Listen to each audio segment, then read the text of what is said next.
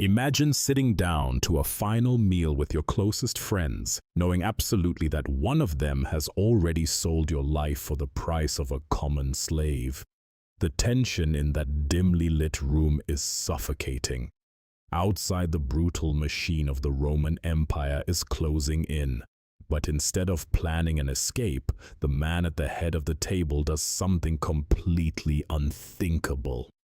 He strips off his garments, kneels on the dirt floor, and washes the filth off his followers' feet, a humiliating task reserved exclusively for the lowest servants. This is the raw, unvarnished reality of the Last Supper. Today, billions of people recreate the breaking of bread and pouring of wine that happened next. Yet beneath the safe modern traditions of Maundy Thursday lies a profound mystery and a radical commandment that shattered the ancient world order.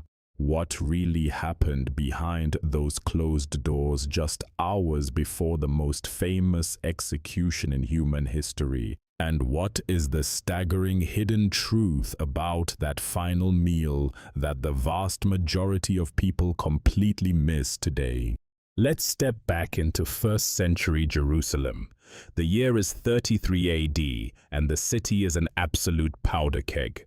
Hundreds of thousands of Jewish pilgrims have flooded the narrow, dusty streets to celebrate Passover, the ancient festival marking their ancestors' liberation from slavery in Egypt.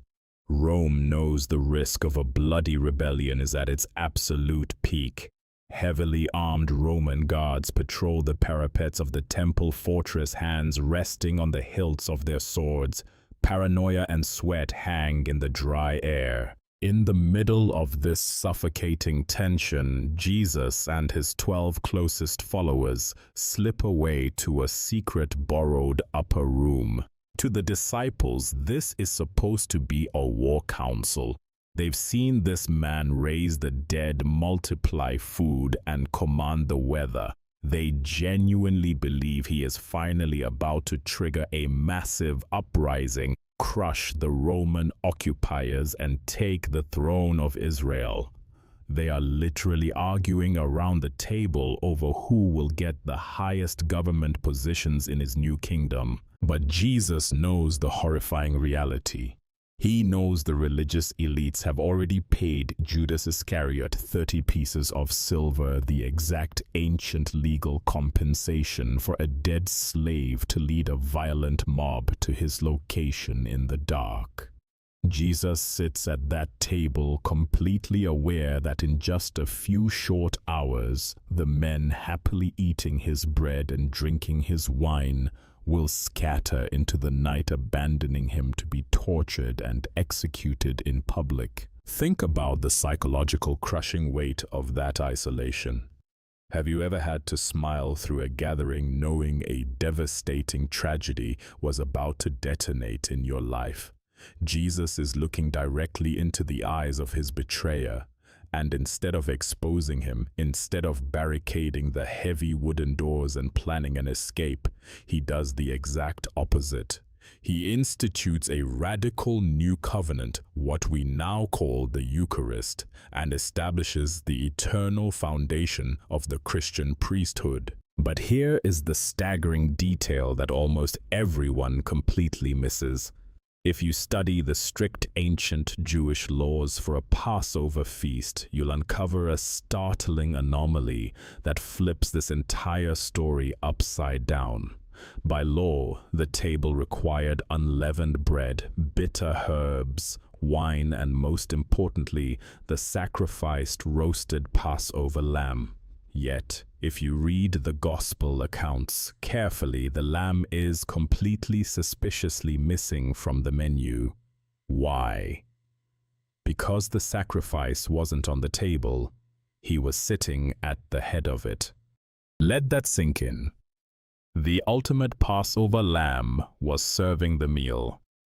But how exactly does a living, breathing man offer himself as a sacrifice before a single nail is driven into his flesh? He does it by rewriting the oldest rules of ancient worship. He takes the unleavened bread, breaks it, and hands it to the men who are about to ditch him. "This is my body," he says, not a symbol, not a metaphor. He literally pledges his life into their hands. Then he takes the chalice of wine. "This is the cup of my blood." In that exact terrifying moment, the ancient Jewish priesthood is rendered completely obsolete. Jesus wasn't just handing out bread. He was ordaining the first priests of a brand new world order. He commands them, "Do this in memory of me." It's the literal birth of the Eucharist. But if these 12 men are now the spiritual kings of the earth, they need to know how royalty operates in this new kingdom. And Jesus' next move is so shocking, it physically offends his lead disciple. Jesus stands up, strips off his outer cloak, and ties a towel around his waist. He grabs a basin of dirty water and kneels on the filthy floor. He starts washing their feet. In first-century Rome, this was a job legally banned for Jewish slaves. It was considered too degrading. Only the lowest Gentile servants did this. Yet here is the creator of the universe scrubbing the calloused, dirt-caked heels of fishermen and tax collectors. Peter actually recoils in horror, telling Jesus to stop. But Jesus looks at him and delivers a warning that echoes through eternity. "If I do not wash you, you have no part with me." It's a total radical inversion of power, but the real gut punch of this moment is hidden in a single Latin word you've probably used without knowing its true meaning. Have you ever wondered why we call it Maundy Thursday? The word Maundy comes from the ancient Latin term mandatum. It translates to mandate or commandment. As Jesus wipes the dirt from their feet, he gives them a final, non-negotiable order. "A new commandment I give to you, that you love one another as I have loved you." Notice what he didn't say. He didn't say love others as you love yourself. That was the old law. The new law is practically impossible. He is commanding them to love like a man willing to be tortured to death for his enemies. He is washing the feet of Judas, knowing exactly where those feet are about to walk. The sheer psychological grit required for that kind of love is terrifying. It's the entire foundation of Holy Thursday. The Eucharist, the priesthood, the commandment to serve, they are all permanently fused together in this one claustrophobic room. But time is up. The meal is over. The disciples sing a final hymn, and Jesus steps out into the cold, dark air of the Mount of Olives. The greatest act of divine love has just been instituted. Now the absolute darkest hour of human betrayal is rushing up the hill to meet him. As Jesus descends into the Kidron Valley and enters the Garden of Gethsemane, the warm, flickering glow of the upper room vanishes, replaced by the freezing, suffocating blackness of the night. Here the sheer, crushing weight of what he has just initiated fully sets in. He didn't just perform a symbolic gesture at that table. He preemptively signed his own death warrant.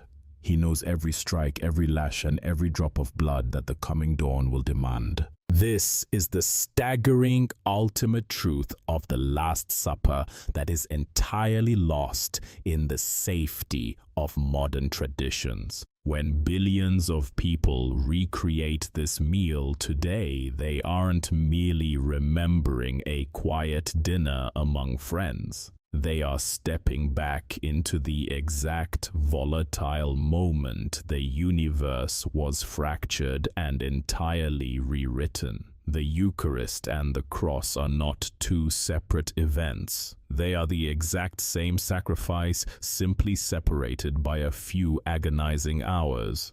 The missing lamb of the ancient Passover feast wasn't missing at all. He just stood up from the head of the table and marched willingly out the heavy wooden doors, straight towards the Roman slaughterhouse. And what about the mandatum?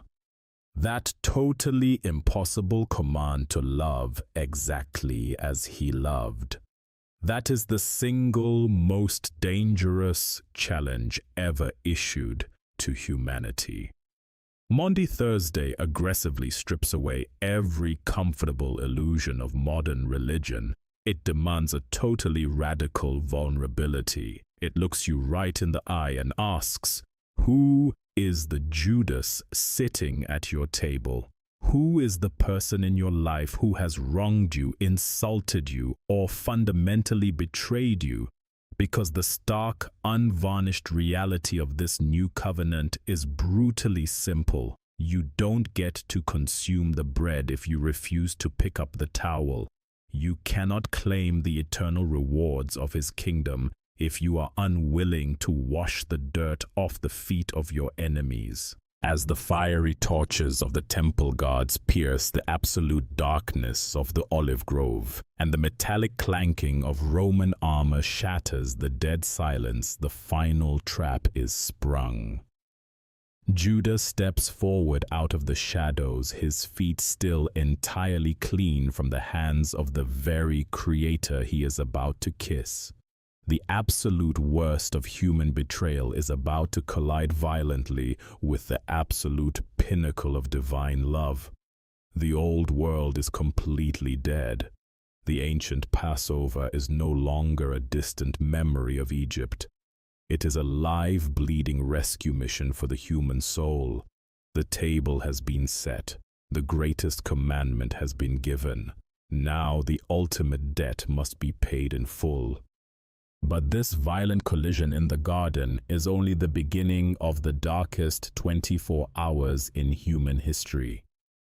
To truly understand the sheer brutality and the world-shattering triumph of what happens when the sun finally rises over Golgotha, you cannot stop here.